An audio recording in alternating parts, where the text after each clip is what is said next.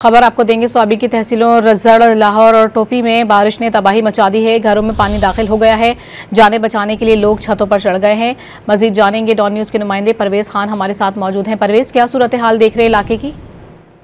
जी बिल्कुल, आज सुबह स्वाबी में एक तेज बारिश जारी था, जिससे इस्तीफा मोड़ गदुन में सैलाबी रेले ने घरों को लपेट में ले लिया। सैलाबी पानी से बचने के लिए लोग अपने घरों के छतों पर पनाह लिए।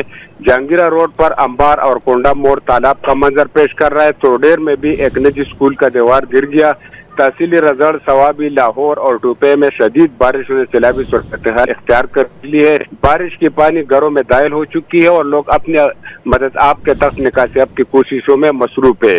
इसी तरह कर्नल शेर खान में भी एक सैलाबी रैली की नजर हो गई। गोताखोर टीम पहुंच गई है और जो बहने वाले शहर की उनकी तलाश जारी है। इनके अलावा गदुन, टोपे इलाका ज्यादा मुतासर हुआ है और रेस्क्यू हुकाम का कहना है कि वहां पर रेस्क्यू हुकाम पहुंच गए हैं और इमदादी कार्रवाई में मसरूफ है। जी शुक्रिया परवेज आपका।